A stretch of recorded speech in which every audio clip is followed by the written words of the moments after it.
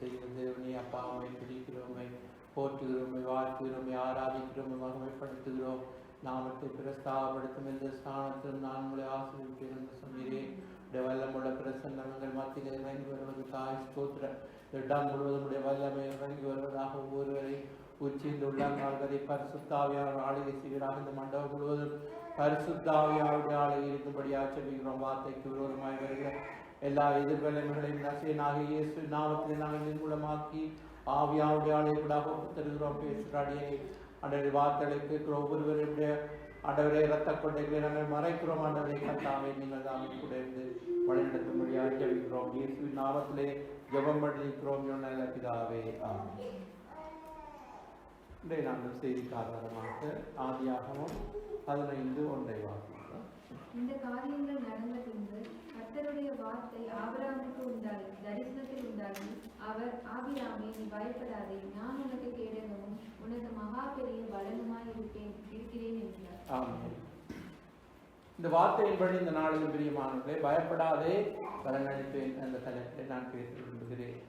பயம் என்பது எல்லாருக்கும் பொதுவானது. ஆபிரகாமை ஆண்டவர் அழைத்த தேவன் வாக்குத்தத்தத்தை கொடுத்தார். ஆனால் ஒரு கட்டத்தில் ஆண்டவர் இடைப்பட்டு ஆபிரகாமோடு அவருடைய விசுவாசத்தை பலப்படுத்த வேண்டியதாக இருந்தது. நம்முடைய வாழ்க்கையிலும் நாங்கள் இன்றைக்கு தேவனுடைய ஜனங்களாக இருக்கிறோம், விசுவாசிகள் என்று அழைக்கப்படுகிறோம். நம்முடைய வாழ்க்கையிலே விசுவாசம் தளர்ந்து போகிற சந்தர்ப்பங்கள் வரும். ஏனென்றால் காரியங்கள் நடக்காதபடி அல்லது பிரச்சனைகள் வரும்பொழுது, இங்கே இந்த காரியங்கள் நடந்த பின்பு என்று சொன்னால் அங்கே ஆபிரகாம் சில யுத்தங்கள் அங்கே சந்திக்க வேண்டியதாக இருந்தது. அப்போ பிரச்சனைகள் வரும் பொழுது அங்கே ஒரு பயம் வருகிறது. அப்போ பயம் நம்முடைய வாழ்க்கையிலே, அதாவது விசுவாசத்துக்கு விரோதமானதான் பயம். அப்ப அந்த பயம் நீங்க வேண்டும் சொன்னால் நாங்கள் விசுவாசத்தை பலப்படுத்த வேண்டும். பயத்துக்கு இடம் கொடுக்க கூடாது. அப்ப ஆண்டவர் பயத்தை நீக்க வேண்டும் என்றால் ஆண்டவர் விரும்பார். பயம் இருக்கிறது, பயம் வரும். ஆனால் எங்களுடைய பயத்தை ஆண்டவர் அகற்ற விரும்புகிறார். அதனால தான் ஆண்டவர் சொல்கிறார், பயப்படாதே. ஆண்டவர் சொல்றார், பயப்படாது, ஆபிரகாமை நோக்கி பயப்படாது, நான் உனக்கு கேடகமும் உனக்கு மகா பெரிய பலனுமாய் இருக்கிறேன். ஆண்டவர் பலனளிக்கிற தேவன். அதாவது ஆபிரகாமுக்கு சொல்கிறார் பலனளிப்பேன் என்று. அதற்கு ஆபிரகாம், கர்த்தராகிய ஆண்டவர் 2வது வசனம், அடியனுக்கு என்ன தருவி என்ற கேள்வி குறிப்பிடப்பட்டிருக்கிறது. நான் பிள்ளை இல்லாமல் இருக்கிறேனே, தமஸ்கூராகிய இந்த எலியேசரின் வீட்டு விசாரணைக்காரனாக இருக்கிறான் என்றார். பின்னும் ஆபிரகாம், தேவரீர் எனக்கு புத்திர சந்தானம் வரவில்லை, இதோ என் வீட்டிலே பிறந்த பிள்ளை எனக்கு சுதந்திரவாளியாக இருக்கிறார் என்றார். அப்பொழுது கர்த்தருடைய வார்த்தை அவனுக்கு உண்டாகி, அவன் உனக்கு சுதந்திரவாளி அல்ல, உன் கற்ப பிறப்பா இருப்பவனே உனக்கு சுதந்திரவாளியாக இருப்பார் என்று சொல்லி அவர் அவனை வெளியே அழைத்து, நீ வானத்தை அண்ணாந்து பார், நட்சத்திரங்களை என்ன கூடுமானால் உன்னால் என்ன கூடுமானால் அவர்களை எண்ணு என்று சொல்லி, பின்பு அவனை நோக்கி உன் சந்ததி இவ்வளவு வண்ணமாயிருக்கும் என்றார். அவன் கர்த்தரை விசுவசித்தான், அது அவனுக்கு நீதியாக எண்ணப்பட்டது என்று சொல்லப்பட்டிருக்கிறது. பாருங்கள், அப்ப எதிர்காலத்தை குறித்த பயம், எனக்கு பிள்ளைகளிலே அப்படின்னு சொல்லி ஆண்டவர் ஏற்கனவே வாக்கு பண்ணியிருக்கிறார், உன் சந்ததி, அப்ப உன் சந்ததி மீதும் சந்தானத்தின் மீதும் ஆவியை ஊற்றுவேன் என்று சொல்லி பைபிளிலே சொல்லப்பட்டிருக்கிறது அல்லவா? அப்ப ஆபிரகாமுக்கு இங்க ஆண்டவர் உன்னை ஆசீர்வதிப்பேன், உன் சந்ததி பெருகும் என்று சொன்னால், அப்ப எப்படி பெருக போகிறது? ஒருவேளை அப்ப ஆபிரகாம் அவர் முடிவெடுத்து விட்டார், எனக்கு இனி குழந்தைகள் பிறக்காது. ஆனால் எல்லா வீட்டில் இருக்கிறவனை அவன்தான் ஆண்டவர் ஆபிரகாம் அப்படின்னு நினைத்துக் கொள்கிறார். ஆண்டவர் இனி அற்புதம் நடக்காது அப்படின்னு சொல்லி. அப்ப ஆண்டவர் சொல்கிறார், இல்லை, உனக்கு உன் கற்ப பிறப்பை நான் உனக்கு தருவேன் என்று சொல்லி ஆபிரகாமை ஆண்டவர் பலப்படுத்துகிறது நாங்கள் காணுகின்றோம். ஆபிரகாம் விசுவாசித்தான், அது அவனுக்கு நீதியாக எண்ணப்பட்டது. விசுவாசம் தளர்ந்து போகும் பொழுது ஆபிரகாமோடு இடைப்பட்டு பேசின தேவன் நம்மோடும் கூட ஆண்டவர் இடைப்பட்டு, அப்ப நம்முடைய வாழ்க்கையிலே ஆண்டவர் வாக்குத்தத்தத்தை தந்திருக்கிறார். வாக்குத்தத்தம் பண்ணின தேவன் உண்மை உள்ளவர், அவர் வாக்கு மாறாத தேவன், வாக்குத்தத்தத்தை அவர் நிறைவேற்றுகிற தேவனாக இருக்கின்றார். அப்ப நமக்கு விசுவாசம் பலப்பட வேண்டும். ஆண்டவருடைய வார்த்தை தான் நமக்கு விசுவாசத்தை அதிகரிக்கிறது. அப்ப தளர்ந்து போகும் வேளையிலே, சோர்ந்து போகும் வேளையிலே ஆண்டவர் நம்முடைய வார்த்தை அனுப்பி நம்மை பலப்படுத்தி நாங்கள் ஆண்டவர் எங்களுக்கு சொல்லப்பட்ட பிரகாரமாகவே நடக்கும் என்று நாங்கள் விசுவாசத்திலே உறுதியாக இருக்க வேண்டும். ஆண்டவர் நம்மை ஒரு நாளும் அவர் கைவிடாத தேவர். அவருடைய ஜனங்களை அவர் ஒரு நாள் வெட்கப்பட விட மாட்டார். எனவே நானும் நீங்களும் அவரை விசுவாசிக்கிறபடினால் நம்முடைய விசுவாசம் பெரிதாக இருக்க வேண்டும். ஏனென்றால் நம்முடைய ஆண்டவர் பெரிய காரியங்களை செய்கிறவர். எனவே அந்த தேவனாலே எல்லாம் ஆகும். எனவே வருங்காலத்தை குறித்த எப்படிப்பட்ட பயமாக இருந்தாலும் பிரியமானவர்களே, காரியங்கள் எப்படி நடக்கப் போகிறது, காலங்கள் எப்படி போக போகிறது, எதிர்காலம் எப்படி இருக்க போகிறது, அப்படி என்றெல்லாம் எங்களுடைய உள்ளத்திலே பலவிதமான ஒரு பயம். ஆபிரகாமுக்கு பயம் இருந்தது. அப்படி அந்த பயத்தை ஆண்டவர் வந்து இருக்கிறார். பயப்படாதே, நான் உனக்கு பலனாயிருக்கிறேன், நான் உனக்கு மகாபெரிய பலனும் கிடமாக இருக்கிறேன் என்று சொல்லி ஆண்டவர் பலப்படுத்தினவர். இன்றைக்கு நம்மையும் இந்த வார்த்தை கூடாக ஆண்டவர் பலப்படுத்த விரும்புகிறார். எனவே சோர்ந்து போகாமல் விசுவாசத்திலே உறுதியாகிப்போம். கர்த்தர் நம் நடுவிலே அவர் நமக்கு மகா பெரிய பலனாயிருந்து அவர் நடத்துகிற தேவனாக இருக்கிறார். முதலாவது நாங்கள் செய்ய வேண்டிய காரியம், பயம் பெறும் பொழுது நாங்கள் தேவனை நோக்கி பார்க்க வேண்டும். சங்கீதம் 34:4-5 வரை வாசித்து பார்க்கும் பொழுது, நான் கர்த்தரை தேடினேன், அவர் எனக்கு செவி கொடுத்து என்னுடைய எல்லா பயத்துக்கும் என்னை நீங்களாக்கி விட்டார். அவர்கள் அவரை நோக்கி பார்த்து பிரகாசம் அடைந்தார்கள், அவர்கள் முகங்கள் வெட்கப்படவில்லை. அப்ப சங்கீதக்காரன் ஆகிய தாவீதும் பலவிதமான பிரச்சனைகளுக்கு சந்திக்க வேண்டியது. தாவீதுடைய வாழ்க்கையிலேயும் பலவிதமான பிரச்சனைகள் இருந்தது. அவருக்கும் பயம் இருந்தது என்று சொல்லுகிறார். அதனால்தான் அவர் சொல்லுகிறார், நான் கர்த்தரை தேடினேன், அவர் எனக்கு செவி கொடுத்து எல்லா பயத்திற்கும் நீங்களாகி என்னை விடுவித்தார் என்று சொல்லப்படுவதை நாங்கள் பார்க்கின்றோம்.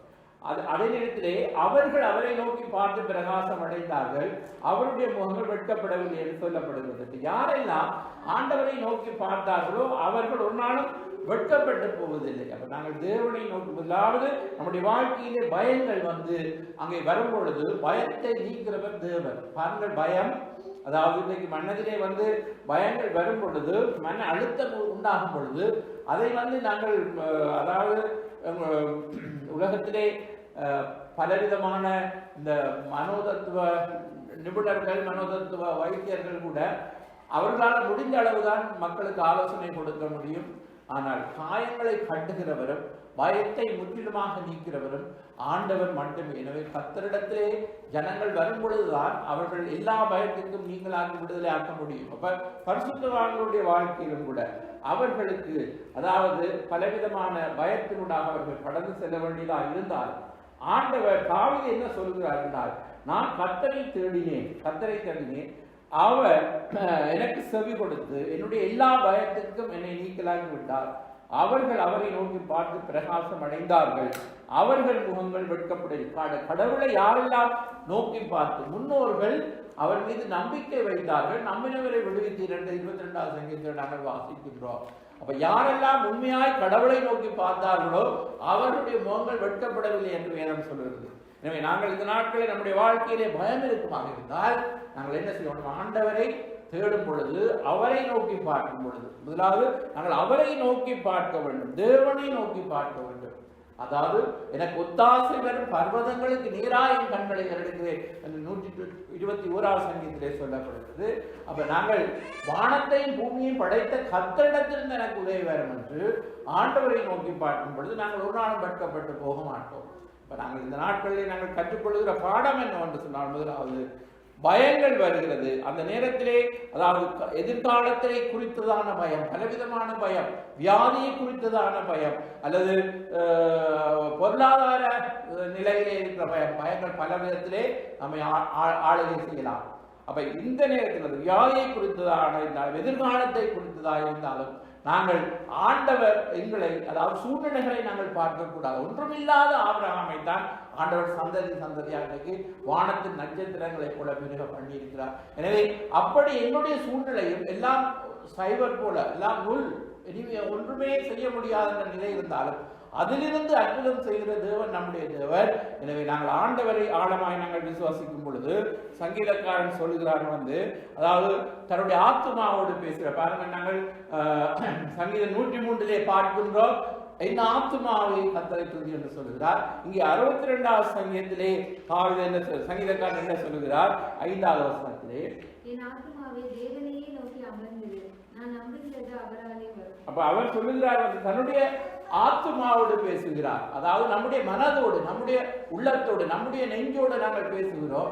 என் மனமே, என் உள்ளமே, என் நெஞ்சமே அல்லது என் ஆத்துமாவே கர்த்தரையே நோக்கி அமர்ந்திரு, நான் நம்புகிறது அவராலே வரும். அப்ப நாங்கள் உண்மையாகவே நம்முடைய விசுவாசம் பெருக வேண்டும் என்று சொன்னால் முதலாவது நம்முடைய உள்ளத்தோடு நாங்கள் பேசுகிறோம்.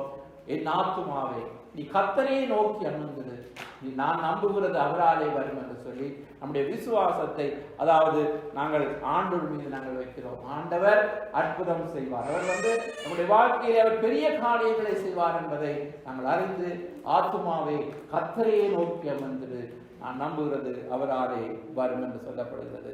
அடுத்ததாக நம்முடைய வழியை நாங்கள் கர்த்தருக்கு ஒப்புவித்து நம்பிக்கையாக இருக்கணும் என்று சொல்லப்படுகிறது. சங்கீதம் 37:5. உன் வழியை கர்த்தருக்கு ஒப்புவித்து அவர் மேல் நம்பிக்கையாய் இரு, அவரே காரியத்தை வாய்க்க பண்ணுவார். அப்ப வழி என்று சொல்லும் பொழுது பிரியமானவர்களே, எங்களுடைய வழிகளை கர்த்தருக்கு நாங்கள் ஒப்புவித்த வேண்டும். என்றால் எங்களுடைய வழி, அதாவது நாங்கள் எங்களுடைய வழியை நடந்தால் நம்முடைய வாழ்க்கையிலே நாங்கள் பலவிதமான போராட்டங்களை நாங்கள் சந்திக்க வேண்டி வரும். கர்த்தருடைய வழியை நாங்கள் நடக்கும் பொழுது எங்களுடைய வாழ்க்கையிலே, அதாவது அவருடைய வழி, அதாவது ஆண்டவருடைய வழி உத்தமமானது. அவருடைய உத்தமமான வழியை நாங்கள் நடப்பதற்கு முதலாவது எங்கள் வழியை கர்த்தரிடத்திலே ஒப்புவித்து நாங்கள் அவர் மேல் நம்பிக்கையா இருக்க வேண்டும். அப்பொழுதுதான் அவர் காரியத்தை வாய்க்க பண்ணுவார். நீதிமொழிகளிலே ஆலோசனை சொல்லப்படுகிறது. 3வது அதிகாரம் 5-10 வரை. உன் சுய புத்தியின் மேல் சாயாமல் உன் முழு இதயத்தோடும் கர்த்தரில் நம்பிக்கையாக இருந்து உன் வழிகளை எல்லாம் அவரை நினைத்துக்கொள், அப்பொழுது அவர் உன் பாதைகளை செவ்வைப்படுத்துவார். நீ உன்னை ஞானி என்று எண்ணாதே, கர்த்தருக்கு பயந்து தீமையை விட்டு விலகு, அது உன் ஆவிக்கு ஆரோக்கியமும் உன் எலும்புகளுக்கு ஊனமாகும். உன் பொருளாலும் உன் எல்லா வழிகளின் முதற் பலனாலும் கர்த்தரை கனம் பண்ணு, அப்பொழுது உன் களஞ்சியங்கள் பூரணமாய் நிரம்பும், உன் ஆலயங்களில் திராட்சை ரசம் புரண்டோடும். பாருங்கள், அதாவது சுய புத்தி மனிதனுக்கு எங்களுக்கு ஒரு வழி வைத்திருப்போம், எங்களுக்கு ஒரு கொள்கை வைத்திருப்போம், இப்படித்தான் நாங்கள் நடப்போம் என்று அதிலே நாங்கள் சாயாமல், அதாவது எங்களுடைய சுய புத்தியின் முழு இதயத்தோடும் கர்த்தரிடத்திலே நம்பிக்கையா இருந்து, அதாவது கர்த்தரிடத்தில் நம்பிக்கையா இருந்து உன் வழிகளில் எல்லாம் அவரே நினைத்துக்கொள், அப்பொழுது அவரின் பாதைகளை செவ்வைப்படுத்துவார். நீ உன்னை ஞானி என்று எண்ணாதே, கர்த்தருக்கு பயந்து தீமையை விட்டு விடாது. அதாவது அது உன் நாவுக்கு ஆரோக்கியமும் எலும்புகளுக்கு ஊனமாய் இருக்கும் என்று சொல்லப்படுகிறது. உன் பொருளாலும் உன் எல்லா விளைபெற்றங்களாலும் இந்த கர்த்தரை கனம் பண்ணு, அப்பொழுது உன் களஞ்சியங்கள் பூர்ணமாய் நிரம்பும், உன் ஆலைகள் திராட்சரசம் புரண்டோடும் என்று சொல்லப்படும். அப்ப கர்த்தரை கனம் பண்ணும் பொழுதுதான் எங்களுடைய வாழ்க்கையை ஆசீர்வாதங்கள் பொங்கி வழியும் என்று நாங்கள் பார்க்கின்றோம். அப்ப இன்றைக்கு அநேகர் தன்னுடைய சுய வழியை நடக்கும் பொழுது கர்த்தரை கனம் பண்ணாதபடிக்கு தங்களுடைய வாழ்க்கையிலே தாங்கள் ஒரு ஐடியா போட்டு இப்படி வாழ்ந்தால் நாங்கள் முன்னுக்கு வரலாம் என்று சொல்லி நடந்தால் பிரியமானவர்களே, அதெல்லாம் ஆசீர்வாதமாக இருக்கிறது. கர்த்தருடைய ஆசீர்வாதம் ஐஸ்வர்யத்தை தரும், அதனுடைய அவர் வேதனை கூட்டார். அப்ப ஆசீர்வாதத்தை பெறுகிற வழி என்ன? கர்த்தரை கனம் பண்ணும் பொழுது கர்த்தரை கனம் பண்ணுவார். யார் என்னை கனம் பண்ணுவார், நான் அவர்களை கனம் பண்ணுவேன் என்று சொல்லி இருக்கிறார். அப்ப இந்த நாட்களிலே பிரியமானவர்களே, தேவனுடைய பிள்ளைகள் அதாவது கர்த்தரை கனம் பண்ணுவது பல விதத்திலே இருக்கிறது. இங்கே சொல்லப்படுகிறது எங்களுடைய, அதாவது என்னுடைய வருமானத்தினாலே கர்த்தரை கனம் பண்ண வேண்டும். அப்ப இவர்களுக்கு வருகிற வருமானங்களிலே கர்த்தருக்கு நாங்கள் காணிக்கை தசோபாகங்களை கொடுக்கும் பொழுது கர்த்தரை ஆசீர்வதிப்பார் என்பதை நாங்கள் அறிந்திருக்கிறோம். அதே போல பிரியமானவர்களே, நம்முடைய வாழ்க்கையிலே அதாவது நம்முடைய சுய புத்தியினாலே இன்றைக்கு அநேகர் நம்முடைய, அதாவது தங்களுக்கு ஒரு வழியை வைத்துக் கொண்டு இப்படித்தான் நாங்கள் நடப்போம். ஆவிக்குரிய வாழ்க்கை என்பது கர்த்தருடைய வார்த்தையின்படி நாங்கள் ஒப்புக் கொடுத்திருந்த வாழ்கிற வாழ்க்கை என்பதை உணராமல் அவர்கள் மாம்சத்திலே முடிவெடுத்து நாங்கள் இந்த வழியிலே நடப்போம் என்று சொல்லி நடக்கும் பொழுது அவருடைய வாழ்க்கையிலே குறைவும், அதாவது நஷ்டங்களும், பலவிதமான நஷ்டங்களும் பலவிதமான சேதங்களும் வருகிறதை நாங்கள் காணக்கூடியதாக இருக்கிறது. அப்ப நம்முடைய வாழ்க்கை நாங்கள் அனுமதியாக வாங்க வேண்டும். கர்த்தரை கனம் பண்ணுகிறவர்களை ஒரு நாளும் ஆண்டவர் அவர் கைவிட மாட்டார். எங்களுடைய வழியிலே நாங்கள் ஆண்டவரை முதல் வைக்க வேண்டும். எங்களுடைய சுய புத்தியை நாங்கள் சாராமல் வழியை கர்த்தருக்கு ஒப்புவித்துடன் நாங்கள் பார்க்கின்றோம். அடுத்தது நாங்கள் பார்க்கின்றோம், பொறுமை நமக்கு அவசியமாக இருக்கிறது. 40வது சங்கீதம் 1வது வசனம் வாசிக்கலாம். கர்த்தருக்காக பொறுமையுடன் காத்திருந்தேன், அவர் என்னிடமாய் சாய்ந்து என் கூப்பிடுதலை கேட்டார். அப்ப முதலாவது கர்த்தர் எங்களை அதாவது அவர் நம்மை ஆசீர்வதிக்கிற தேவன், நமக்கு பலனளிக்கிற தேவன். கர்த்தருக்கு நாங்கள் பொறுமையாய் காத்திருக்க கற்றுக்கொள்ள வேண்டும். கர்த்தருக்காய் பொறுமையான காத்திருந்தேன். அப்ப 37ஆம் சங்கத்தில் நீங்கள் பார்த்தால் கர்த்தருக்கு காத்திரு, அப்பொழுது உன்னை அவர் உயர்த்துவார் என்று சொல்லப்படுகிறது. அப்ப கர்த்தருக்கு காத்திருக்கிறவர்கள் ஒரு நாளும் வெட்கப்பட்டு போவதில்லை பிரியமானவர்களே. அப்ப ஆண்டவர் எங்களுடைய கூப்பிடுதலை கேட்கிற தேவன். அவர் கூப்பிடுகிற யாவருக்கும் அருகில் இருக்கிற தேவன். பொறுமையாய் காத்திருந்து என்னிடமாய் சாய்ந்து என் கூப்பிடுதலை கேட்டார் என்று சொல்லப்படுகிறது. எனவே ஆபிரகாமை ஆசீர்வதித்த தேவன் ஆபிரகாம் எப்படி அந்த ஆசீர்வாதத்தை சொந்தெடுத்துக் கொண்டார் என்று எபிரேயர் 22 நீங்கள் வாசித்து பார்க்கும் பொழுது 6ஆம் அதிகாரம் 13 15 வரை சொல்லப்படுகிறது. ஆபிரகாமுக்கு தேவன் வாக்குத்தத்தம் பண்ணினபோது ஆணையிடும்படி தம்மிலும் பெரியவர் ஒருவரும் இல்லாதபடியினாலே தமது பெயரை தானே ஆணையிட்டு, நிச்சயமாக நான் உன்னை ஆசீர்வதிக்கவே ஆசீர்வதித்து உன்னை பெருகவே பெருக பண்ணுவேன் என்றார். மற்றபடி அவன் பொறுமையாய் காத்திருந்து வாக்குத்தத்தம் பண்ணப்பட்டதை பெற்றான். பொறுமையாய் காத்திருந்து வாக்குத்தத்தம் பண்ணப்பட்டதை பெற்றார் என்று சொல்லப்படுகிறது பிரியமானவர்களே. எனவே ஆபிரகாம் பொறுமையாய் காத்திருந்து வாக்குத்தத்தம் பண்ணப்பட்டதை பெற்று நிச்சயமாக உன்னை ஆசீர்வதிப்பேன் என்றார். அந்தபடி அவர் பொறுமையாய் காத்திருந்து வாக்குத்தத்தம் பண்ணதை பெற்றார். நம்முடைய வாழ்க்கையிலே ஆண்டவர் வாக்குத்தத்தம் பண்ணியிருக்கிறார். ஆண்டவர் வாக்குத்தத்தம் பண்ணியிருக்கிறார் எங்களை, அதாவது அவருடைய வாக்குத்தத்தங்கள் எல்லாம் ஆபிரகாம் ஆசீர்வாதங்கள் இன்றைக்கு கிறிஸ்து இயேசு மூலமாய் நமக்கு கிடைக்கிறது என்று சொல்லப்படுகிறது. அப்ப முதலாவது ஆவிக்குரிய ஆசீர்வாதங்கள், அடுத்ததாக பொருளாதார ரீதியிலே பலவிதமான ஆசீர்வாதங்களை குறித்து வேதம் சொல்கிறது. அப்ப ஆபிரகாமின் ஆசீர்வாதங்கள் அதாவது ஆவிக்குரியது மாத்திரமல்ல, ஐஸ்வர்யத்திலும் அதாவது ஆண்டவர் ஆசீர்வதிக்கிறது என்பதை நாங்கள் அறிந்து நாளிலே என்ன செய்கிறோம் என்று சொன்னால் எங்களுக்கு பொறுமை வேண்டியதாக இருக்கிறது. ஆண்டவர் இங்கே எபிரேயர் 10ஆம் அதிகாரத்திலே இன்னும் அதிகமாக சொல்லப்படுகிற காரியங்களை பார்க்கும் பொழுது, அதாவது இறுதி பகுதியிலே நீங்கள் தேவனுடைய சித்தத்தின்படி செய்து வாக்குத்தத்தம் பண்ணதை பெறும்படிக்கு பொறுமை உங்களுக்கு வேண்டியதாக இருக்கிறது. வருகிறவர் இன்னும் கொஞ்ச காலத்தில் வருவார், தாமதம் பண்ணார். விசுவாசத்தினாலே நீதிமான் பிழைப்பார். பின்வாங்கி போவானால் அவன் மீது ஆத்துமா பிரியமாயிராது. நாமோ கெட்டு போக பின்வாங்கலாயிராமல் ஆத்தும ஈடர விசுவசித்துள்ளாயிருக்கின்றோம். பாருங்கள், ஆண்டுடைய தேவ ஜனங்கள் விசுவாசத்திலே உறுதியாக நின்று கர்த்தர் வருமளவு நாங்கள் என்ன செய்கின்றோம்? கர்த்தர் வருமளவு அவர் வருகிறவர் இன்னும் கொஞ்ச காலத்திலே வருவார், அவர் தாமதம் பண்ணார்.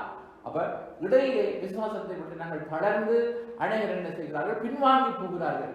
அப்ப எப்படி ஆகிறது? நாங்கள் கெட்டு போகிறதுக்கு நாங்கள் பின்வாங்க கூடாது. ஆத்மா ஈடுற நாங்கள் விசுவாசிக்கலாக இருக்கின்றோம். இப்ப விசுவாசத்திலே சோர்ந்து போகாமல் நமக்கு பொறுமை அவசியம். வாக்குத்தத்தம் பண்ணப்பட்ட ஆசீர்வாதங்களை சுதந்திரித்துக் கொள்வதற்கு பொறுமை நமக்கு அவசியம். பிரியமான நித்திய ஜீவன் எல்லா ஆசீர்வாதங்களுக்கும் பெரியது என்ன? கர்த்தர் எங்களை நித்தியத்துக்குள்ளே கொண்டு போகின்றார். எனவே இடையிலே நாங்கள் பின்வாங்கி போனால் நாங்கள் நித்தியத்தை இழந்து விடுவோம். அப்ப அற்ப காரியங்களுக்காக நாங்கள் என்ன செய்யக்கூடாது? நம்முடைய விசுவாசத்தை நம்பிக்கையை தளர விடக்கூடாது. நம்பினவர் நம்மை அழைத்தவர், அவர் உண்மை உள்ளவர், அவர் நடத்துவார் என்று நாங்கள் அவர் மேல் விசுவாசம் வைக்க வேண்டும் என்று நாங்கள் பார்க்கின்றோம். இது எபிரேயர் 10ஆம் அதிகாரத்திலே சொல்லப்படுவதை பாருங்கள். 23வது வசனம், அல்லாமல் நம்முடைய நம்பிக்கை அறிக்கையிடுகிறது அசைவில்லாமல் உறுதியாயிருக்க கடவோம். வாக்குத்தத்தம் பண்ணினவர் உண்மை உள்ளவராயிருக்கிறார் என்று சொல்லப்படுகிறது. அப்போ வாக்குத்தத்தம் பண்ணினவர் உண்மை உள்ளவர், வாக்குத்தத்தம் பண்ணினவர் வாக்கு மாறாதவர், அவர் சொன்னதை செய்கிறது அவர். எனவே ஆபிரகாமை ஆசீர்வதித்தவர் நம்மையும் அவர் ஆசீர்வதிப்பது நிச்சயம். நமக்கு அவர் பலன் அளிப்பது அது நிச்சயமாய் காணப்படுகிறது. நமக்கு பொறுமை அவசியம் என்று நாங்கள் பார்க்கின்றோம். அடுத்து இறுதியாக நாங்கள் கர்த்தரிடத்திலே மனமகிழ்ச்சியா இருத்தலை குறித்து 37ஆம் சங்கீதம் 4வது வசனத்தை வாசிப்போம். கர்த்தரிடத்தில் மனமகிழ்ச்சியாயிரு, அவர் உன் இதயத்தின் வேண்டுதல்களை உனக்கு அருள் செய்வார். கர்த்தரிடத்தில் மனமகிழ்ச்சியாயிரு, அப்பொழுது உன் இருதயத்தின் வேண்டுதல்களை உனக்கு அருள் செய்வார். கர்த்தரிடத்தில் மனமகிழ்ச்சியாக இருக்கும்படியாய் சொல்லப்படுகிறது. பிரியமானவர்களே, கர்த்தரிடத்தில் மனமகிழ்ச்சியாக இருப்பதென்றால் என்ன என்று நாங்கள் பார்க்கும் பொழுது, அங்கே அதே சங்கீதத்திலே நீங்கள் வாசிக்கும் பொழுது 37வது சங்கீதத்திலே, அதாவது 37வது சங்கீதத்திலே சொல்லப்படுகிறது, முதல் வசனத்திலே சொல்லப்படுகிறது. 37வது சங்கீதத்திலே முதல் வசனத்திலே சொல்லப்படுகிறது, கொள்ளாதவர்களை குறித்து எரிச்சலடையாது, நியாயக்கேடு செய்யும் மேல் பொறாமை கொள்ளாதே, அவர்கள் புல்லை போல் சீக்கிரமாய் அறப்பட்டு பசும் புல்லை போல் வாடிக்குவார்கள் என்று சொல்லப்படுகிறது. கர்த்தரை நம்பி நண்பர்கள் இப்படி சொல்லப்படுகிறது. அதாவது இங்கே 9வது வசனம் சொல்கிறது, பொல்லாதவர்கள் அதை கொண்டு போவார்கள். கர்த்தரின் கர்த்தரை நோக்கி அமர்ந்து அவருக்கு காத்துது. காரியை சுற்றி உள்ளவன் மேலும் தீவினை செய்கிற மனுஷன் மேலும் எரிச்சலாகாது. 8வது கோபத்தை நெகிழ்ந்து உக்கிரத்தை விட்டுவிடும். பொல்லாப்பு செய்ய ஏதுவான எரிச்சல் உனக்கு வேண்டாம். அப்ப கோபம் எரிச்சல். இப்ப இந்த கோபம் எரிச்சல் வந்து துன்மார்க்கர், அதாவது துன்மார்க்கர்னா கடவுளை அறியாத மக்களை பொறுத்து எரிச்சல் கோபம். ஏனென்றால் அவர்கள் எல்லாம் ஓகோண்டு இருக்கிறார்கள், எங்களுக்கு என்ன ஆண்டவரை தேடுகிறோம் என்று சொல்லி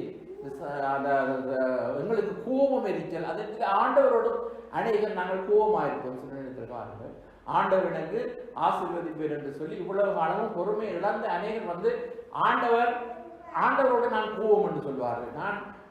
நான் ஜெபம் பண்ண மாட்டேன், நான் பைபிள் படிக்க மாட்டேன், ஆண்டவரோடு நான் கோபம், அவர் எனக்கு அற்புதம் செய்யவில்லை. பிரியமானவர்களே, இன்றைக்கு நாங்கள் ஒருவர் கோபமாக இருந்தால் எப்படி அந்த இது சரியா இருக்கும்? அநேகர் ஆண்டவரோடு கோபமாக இருக்கிறபடினால் அவர்கள் அதைத்தான் வேதம் சொல்வது, கர்த்தரிடத்தில் மகிழ்ச்சியாயிரு என்று சொன்னால் ஒரு கோபம் இல்லை, ஆண்டவரோடு கோபம் இல்லாத ஒரு நிலை. அப்ப இன்றைக்கு அனுதினமும் ஆண்டவரோடு நாங்கள் உறவு வைத்து நேரம் ஆண்டவரோடு செலவழிக்கும் பொழுது ஆண்டவரிடத்திலே நாங்கள் மனமகிழ்ச்சியாக இருக்கின்றோம். அப்படி நாங்கள் இருந்தாலே எங்களுடைய மன விருப்பங்களை எல்லாம் அவர் நிறைவேற்றுவார் என்று சொல்லியிருக்கிறார். நாங்கள் பெரிதாய் ஆண்டவரை இதைத்தாரும் அதைத்தாரும் என்று கேட்கவில்லை. கர்த்தரோடு நேரம் செலவழிக்க டைம் நாங்கள் ஆண்டவருக்கு கொடுத்து அவருடைய சமூகத்திலே நாங்கள் காத்திருக்கும் பொழுது ஆண்டவரோடு நாங்கள் எந்த விதமான எனக்கும் ஆண்டவருக்கும் இருக்கிற உறவிலே நான் சரியான முறையிலே மகிழ்ச்சியா இருக்கிறேன், கர்த்தரிடத்திலே மகிழ்ச்சியா இருக்கிறேன். அப்ப நாங்கள் நன்றாக பழகும் பொழுது இன்னும் ஒருவரோடு நாங்கள் மகிழ்ச்சியாக இருக்கிறோம் என்று சொன்னால் அதற்கு அர்த்தம் என்ன? உறவு சரியாக இருக்கிறது. அப்பொழுது நாங்கள் குடும்பத்திலே கணவன் மனைவி அவர்கள் சந்தோஷமாக இருக்கிறார்கள் என்று சொன்னால் அதுக்கு காரணம் என்ன? அவர்களுக்கு எந்தவித கோபம் எரிச்சல் எந்த சஞ்சலமும் இல்லை. அதுதான் அந்த மகிழ்ச்சி. அதே போலதான் ஆண்டவரோடு நாங்கள் மகிழ்ச்சியாக இருக்க வேண்டும் என்று வேதம் சொல்கிறது. கர்த்தரிடத்தில் நாங்கள் அவரோடு இருக்கிற உறவிலே நாங்கள் மகிழ்ச்சியாக இருக்க வேண்டும். அப்பொழுது அவர் இருதயத்தின் வேண்டுதல்களை அருள் செய்வேன் என்று சொல்லுகிறார். அப்ப ஆண்டவர் வந்து அதாவது சூழ்நிலைகள் பாருங்கள், எங்களுக்கு நன்மைகள் நடக்கும் பொழுது நாங்கள் ஆண்டவரை நாங்கள் நல்லவர் என்று சொல்வது இலகுவான காரியம். எங்களுக்கு தீமை நடக்கும் பொழுது யோபை போல நாங்கள் ஆண்டவரை ஸ்தோத்தரிப்போமா? கர்த்தர் கொடுத்தார், கர்த்தர் எடுத்தார், கர்த்தருடைய நாமத்துக்கு ஸ்தோத்திரம். அப்ப யோபு தன்னுடைய உபத்திரவத்தின் இழப்பின் நிலைமையிலும் கர்த்தரை ஸ்தோத்தரித்தார். அப்ப நம்முடைய வாழ்க்கையிலே நன்மைகள் நடக்கும் பொழுது ஆண்டவருக்கு ஸ்தோத்தரிப்போம். எங்களுக்கு பொல்லாத காரியங்கள், ஆண்டவர் பொல்லாதவர் அல்ல, தீமையான காரியங்களை அவர் எங்களுக்குள்ளே அனுப்புகிறவர் அல்ல. ஆண்டவர் வந்து அனுமதிக்கிறவர் நம்முடைய வாழ்க்கையிலே. ஏனென்றால் அதன் மூலமாக நாங்கள் பாடங்கள் கற்றுக்கொள்ள வேண்டும் என்பதற்காக விசுவாச பரீட்சை நமக்கு இருக்கிறது. சில காரியங்களை தேவன் நமக்கு அனுமதிப்பார். அதிலே நாங்கள் அதாவது சோர்ந்து போகாமல் திடனாய் நிற்கும் பொழுது ஆண்டவர் எங்களை தூக்கி எடுப்பார். அப்ப விசுவாச வாழ்க்கையிலே பிரியமானவர்களே, அதாவது இறுதியாக நாங்கள் கர்த்தருக்குள் மகிழ்ச்சியாக இருக்கும் என்ற இதை பார்க்க போகின்றோம். அதிலே ஆபகுக் புத்தகம் எடுத்துக்கொள்வோம். பழைய ஏற்பாடு அதிலே சொல்லப்படுகிறது 3வது அதிகாரம் 17-19 வரை வாசிக்கும் பொழுது, அத்திமரம் துளிர் விடாமல் போனாலும், திராட்சை செடிகளில் பழம் உண்டாகாமல் போனாலும், ஒலிவ மரத்தின் பலன் அற்று போனாலும், வயல்கள் தானியத்தை விளைவியாமல் போனாலும், கிடையில் ஆட்டு மந்தைகள் முதலற்று போனாலும், தொழுவத்திலே மாடு இல்லாமல் போனாலும், நான் கர்த்தருக்குள் மகிழ்ச்சியாய் இருப்பேன், என் ரட்சிப்பின் தேவனுக்குள் களி கூறுவேன். ஆண்டவராகிய கர்த்தர் என் பெலன், அவர் என் கால்களை மான் கால்களை போலாக்கி உயரமான ஸ்தலங்களில் என்னை நடக்க பண்ணுவார். ஆபகுடைய நிலையை நீங்கள் பார்த்தால் முதல் அதிகாரத்திலே நீங்கள் பார்க்கும் பொழுது ஆபகுக் வந்து முறையிடுகிறதைத்தான் நாங்கள் காணுகின்றோம். 2வது வசனத்திலே, கர்த்தாவே, நான் எதுவரைக்கும் உம்மை நோக்கி கூப்பிடுவேன், நீர் கேளாதவள் போல் இருக்கிறீரே, கொடுமை நிமித்தம் நான் எதுவரைக்கும் உம்மை நோக்கி கூப்பிடுவேன், நீர் ரட்சியாமல் இருக்கிறீரே, நீ எனக்கு அக்கிரமத்தை காண்பித்து என்னை தீவினையை பார்க்க பண்ணுகிறது என்ன? கொள்ளையும் கொடுமையும் எனக்கு எதிரே நிற்கிறது, வழக்கும் வாதையும் எழுக்கிறவர் உண்டு. ஆகையால் நியாயப்பிரமாணம் பலற்றதாகி நியாயம் ஒருபோதும் செல்லாமல் போயிட்டு துன்மார்க்கன் நீதிமானை வளைத்துக் கொடுக்கிறார். ஆகையால் நியாயம் புரட்டப்படுகிறது என்று சொல்லி, அதாவது அவர் விசுவாசத்திலே பாருங்கள், விசுவாச வாழ்க்கையிலே அதாவது ஆபகு இங்கே வந்து என்ன செய்கிறார்? இப்படி ஆண்டவரிடத்திலே கேள்விகளை எழுப்புவதை நாங்கள் காணுகின்றோம். நம்முடைய வாழ்க்கையில் கூட விசுவாச வாழ்க்கையிலே இப்படியான சூழ்நிலைகள் வருவதற்கு வாய்ப்பு இருக்கிறது. அப்ப அந்த நேரத்திலே நீங்கள் அதாவது புத்தகத்திலே பார்க்கும் பொழுது அங்க 2வது அதிகாரத்திலே அவர் ஆண்டவரிடத்திலே இருக்கும் பொழுது ஆண்டவர் சொல்லுகிறார் வந்து, நான் காவலிலே ஜனித்து அரணிலே நிலை கொண்டிருந்து அவர் எனக்கு என்ன சொல்வார் என்று அவர் என்னை கண்டிக்கும் பொழுது நான் என்ன உத்தரவு சொல்லுவேன் என்றும் பார்ப்பேன் என்றேன். அப்பொழுது கர்த்தர் எனக்கு பிரயோஜனமாக நீ தரிசனத்தை எழுதி அதை கடந்தோடு வாசிக்கும்படி பலகிலே தீர்க்கமாய் வரை குறித்த காலத்துக்கு தரிசனம் இன்னும் வைக்கப்பட்டிருக்கிறது, முடிவிலே அது விளங்கும், அது பொய் சொல்லாது. நீ தாமதித்தாலும் அதற்கு காத்திரு, அது நிச்சயமாய் வரும், அது தாமதிப்பதில்லை. அப்ப தரிசனம் குறித்த காலத்தில் வைக்கப்பட்டிருக்கின்றது, முடிவிலே அது விளங்கும், அதற்காக நீ காத்திருந்து ஆண்டோடைய பாதத்திலே அமர்ந்திருக்கும் பொழுது அங்கே ஆண்டவர் அங்கே வெளிப்பாடுகளை அங்கே கொடுக்கிறார். 3ஆம் அதிகாரத்திலே நீங்கள் பார்த்தால் ஆண்டவர் அதாவது நடக்கிற அதாவது துன்மார்க்கருக்கு நடக்க போகிற காரியங்களை குறித்து அங்கே ஆண்டவர் எல்லாம் தெளிவாக அங்கே எடுத்து இதண்ட பொழுது அவருக்கு இறுதியாகத்தான் அவர் சொல்லுகிறார். அந்த முதல் ஆரம்பத்திலே குழப்பின ஆபகு இறுதியாக என்ன சொல்லுகிறார் என்றால், அத்திமரன் தொழில் விடாமல் போனாலும் திராட்சை செடி பலன் கொடாமல் போனாலும் ஒரு தட்டு போனாலும் என்னதான் இழந்து போனாலும் நான் கர்த்தருக்குள் அதுதான் சரி என்று கடைசியாக முடிக்கிறார் அந்த அதிகாரத்திலே பாருங்க. அப்ப எல்லாமே சூழ்நிலைகள் எதிராக இருக்கு, அதாவது தோல்வி போலதான் தெரியும், ஆனால் நாங்கள் கர்த்தருக்குள் மகிழ்ச்சியாக இருக்கணும், என் ரட்சிப்பின் தேவனுக்குள்ளே நாங்கள் களி கூட வேண்டும். அவர்களுக்கு மான்காளைகளை தந்து உயரமான ஸ்தலங்களில் நடக்க பண்ணுகிற தேவன் பிரியமானவர்களே. எனவே இந்த நாட்களிலே நாங்கள் சோர்ந்து போகாமல் முதலாவதாக நாங்கள் ஆண்டவர் அழைத்த தேவன், அவர் வாக்கு தத்தம் பண்ணினவர், வாக்கு மாறாத தேவன். அவர் நமக்கு பயங்கள் வரும் பொழுது பயத்தை நீக்கி பலனளிப்பேன், பயப்படாதே, நான் உனக்கு கேடகமும் மகாபலிய பலனமாயிருக்கிறேன் என்று ஆபிரகாமோடு பேசினவர். எங்களையும் அவர் திடப்படுத்துகிற தேவனாக இருக்கிறார். நாங்கள் தேவனை நோக்கி பார்க்க வேண்டும், வழியை ஆண்டவருக்கு நாங்கள் ஒப்புவிக்க வேண்டும், பொறுமையோடு நாங்கள் வாக்கு தத்தம் நிறைவேற காத்திருக்க வேண்டும். இறுதியாக அவரிடத்திலே மனமகிழ்ச்சியாக இருக்கும் பொழுது என்னதான் எங்களுக்கு இல்லாமல் போனாலும் ஆண்டவருக்குள்ளே மகிழ்ச்சியாக நாங்கள் பழக வேண்டும். நெகேமியா 8:10 சொல்கிறது, கர்த்தருக்குள் மகிழ்ச்சியாக இருப்பது நம்முடைய பலன் என்று சொல்லி. அப்ப நமக்கு பலன் கர்த்தருக்குள் மகிழ்ச்சியாக இருப்பதுதான். ஆண்டவருக்குள்ளே என்னதான் இழந்து போனாலும் சூழ்நிலைகள் எல்லாம் பாதகமாக இருந்தாலும் அதாவது நாங்கள் கர்த்தருக்குள்ளே மகிழ்ச்சியாக இருப்போம், ரட்சிப்பின் தேவனுக்குள்ளே நாங்கள் களி கூறுவோம். அவர் வந்து பயப்படாதே, நான் உனக்கு பலனளிப்பேன் என்று சொன்ன தேவன் ஆபிரகாமை பலப்படுத்தினவர், நம்மை இந்த நாட்களிலே பலப்படுத்தி அவர் திடப்படுத்துகிற தேவனாக இருக்கிறார். ஆமென். கர்த்தர் நம்மை ஆசீர்வதிப்பாராக. எழுதின நாங்கள் ஜெபம் பண்ணி இறுதியாக நாங்கள் துதிபாடப் போகிறோம். முதலாவதாக நாங்கள் கேட்ட வார்த்தையின்படி சூழ்நிலைகள் பிரியமானுடைய ஆபிரகாம் அந்த நேரத்தில் இருந்த சூழ்நிலையை கற்பனை பண்ணி பாருங்கள், எப்படிப்பட்ட பயத்தோடு இருந்திருப்பார் என்று. அப்போ ஒருவேளை வருங்கால பயம் எப்படி இருக்க போகிறது எங்களுடைய எதிர்காலம் என்று சொல்லி உங்களுக்கு பலவிதமான பயங்கள் உங்களை சூழ்ந்து கொண்டிருக்கலாம். கர்த்தர் இன்றைக்கு சொல்கிறார் வந்து, பயப்படாதே, நான் உனக்கு கேடகமும் மகாபலிய பலனுமாய் இருக்கிறேன். ஆபிரகாமின் தேவன், ஈசாக்கின் தேவன், யாக்கோப்பின் தேவன் நம்முடைய தேவனாக இருக்கின்றார். ஆபிரகாமை ஆசீர்வதித்தவர் நம்மையும் ஆசீர்வதிப்பார்.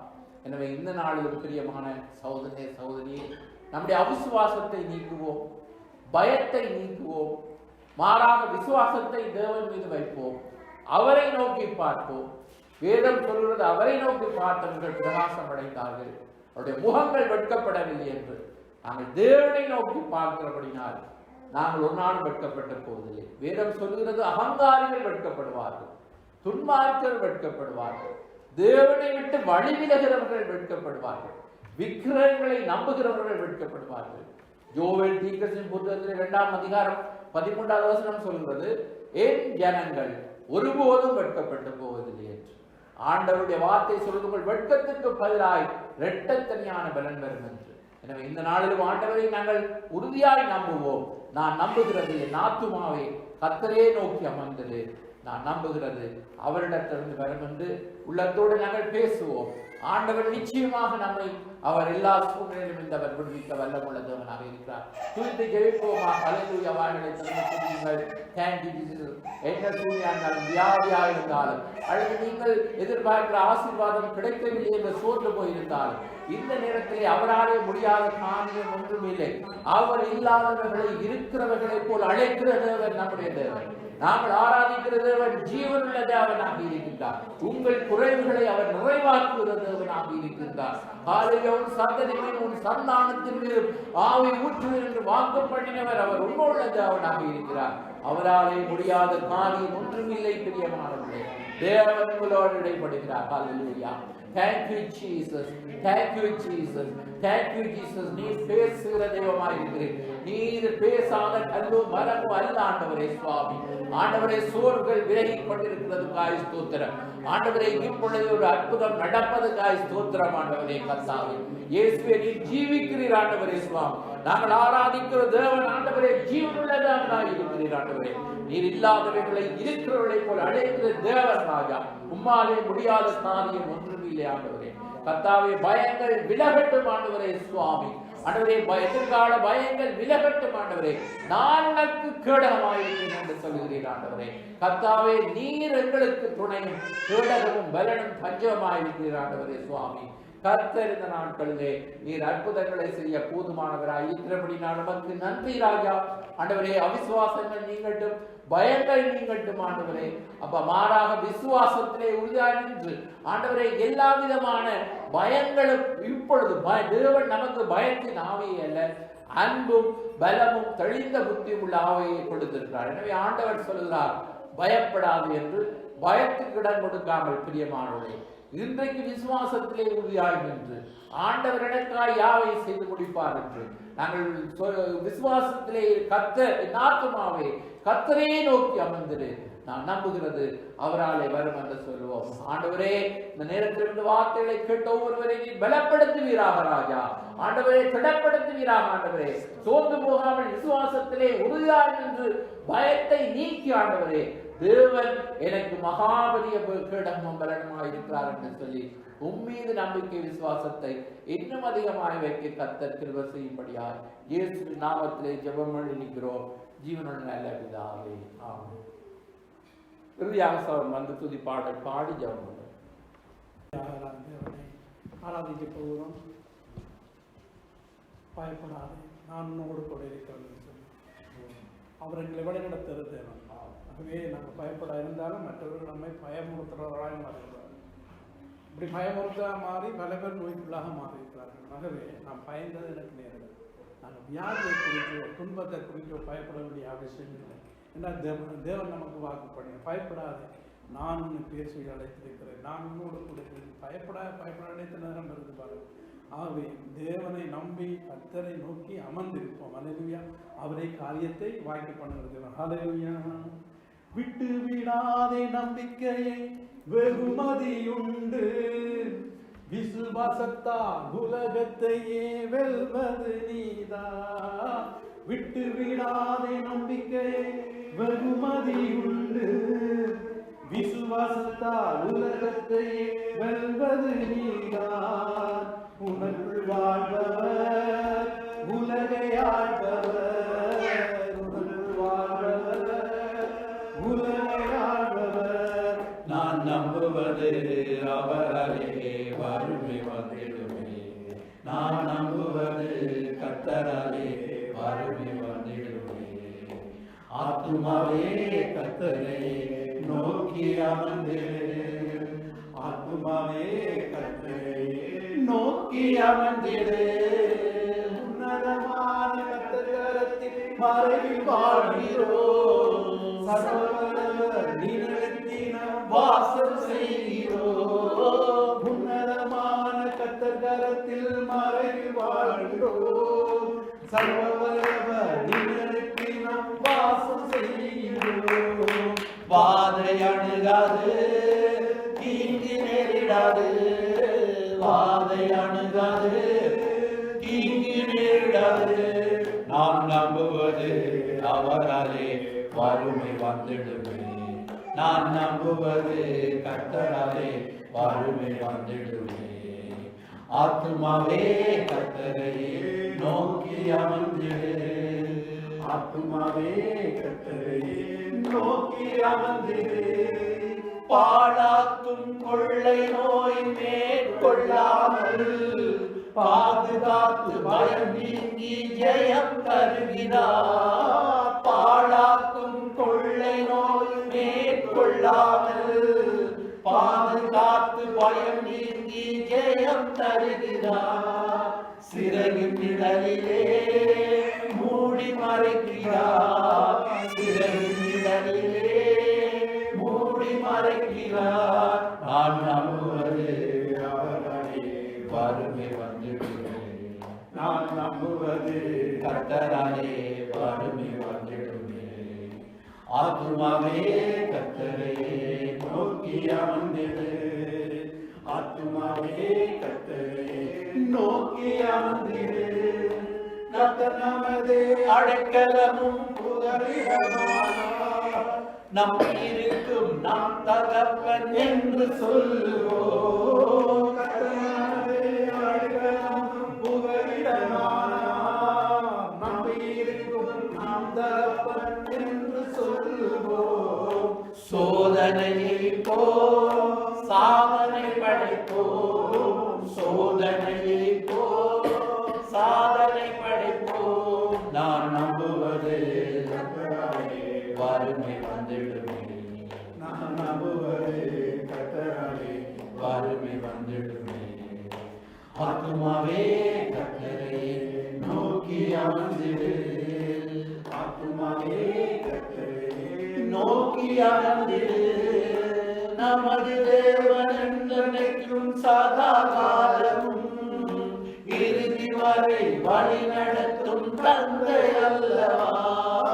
நமது தேவன் என்றென்றைக்கும் சதா காலமும் இறுதி வரை வழி நடத்தும் தந்தை அல்லவா.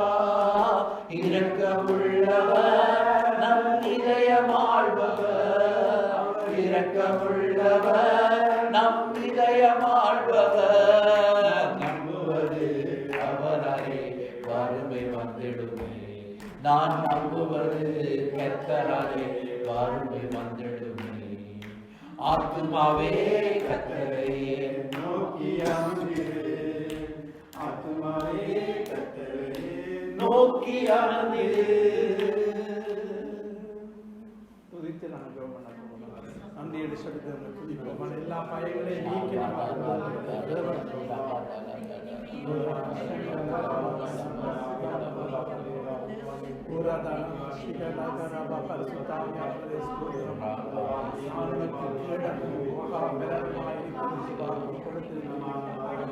அப்பா உமக்கு நன்றி செலுத்துகிறோம்.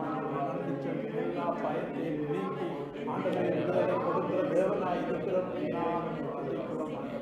வாதையின் கூடாரத்தை அணுகாது பொருளாப்புணர்ச்சி நேரடாக சொல்லியிருக்கிறோம். ஹalleluya hallelujah hallelujah hallelujah. தெய்வம் கண்மலையை நோக்கி நாங்கள் பார்க்கிறோம். கர்த்தாவே ஆண்டவரே நான் நம்புகிறவர்களாய் வருகிறோம். அறிக்கைப்படுகிறோம். ஆண்டவரே கர்த்தாவே சுக பலன் உண்டாகட்டும். யார் உள்ளவரை குணமாக்க ஆண்டவரே உங்களுக்கு பலனாகி சரியாக நன்றி சொல்கிறோம். ஜெபம் செய்வோம்.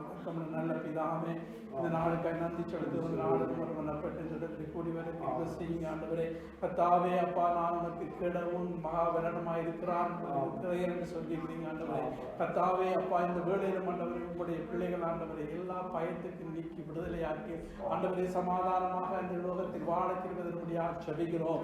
ஆண்டவர் வாதையும் கூடாரத்தை அணுகாது பொல்லாப்புனக்கு நேரலாம் என்று சொல்லியிருக்கேன். ஆண்டவரே எல்லா கொள்ள நோய்களும் ஆண்டவரை அணுகாதபடி பாதுகாத்து சிறனின் உடலை வைத்து பாதுகாக்கிற தேவனாயிருக்கிறபடி நான் ஸ்தோத்திரம். உங்களுடைய கரத்தில் நாங்கள் ஒப்பு கொடுக்கிறோம். ஒவ்வொரு பிள்ளைகளையும் ஆசீர்வதி இந்த இடத்துல வந்து கர்த்தரை ஆராய்த்து ஒவ்வொரு பிள்ளைகளையும் நிறைவான நன்மை ஆசீர்வதிக்க போகிற கை கொடுத்து உங்களுடைய கரத்தில் நாங்கள் கொடுக்கிறோம். அப்பா நீங்கள் தாமை கூட இருந்து போக்கிலும் மருத்துவம் கூட இருந்து வழிநடத்தி ஆசீர்வதி மேசுவின் நான் செபிக்கிறோம். எங்கள் ஜீவன் நல்ல பிதாவே ஆமென். அது சொல்லுவோம். நாத்மாவே கர்த்தரை ஸ்தோத்திரி. என் உலகம் பரிசுத்த நாமத்தை ஸ்தோத்திரி. நாத்மாவே கர்த்தரை ஸ்தோத்திரி. கர்த்தர் சகல மகாதங்கள் நம்முடைய கர்த்தராகிய இயேசு கிறிஸ்துவின் கிருபை பிதாவாகிய தேவனுடைய பரிசுத்த ஆவியானவரின் ஐக்கியமும் நம் அனைவரோடும் கூட இருப்பதாக. ஆமென் ஆமென். God bless you. ஆசீர்வதி.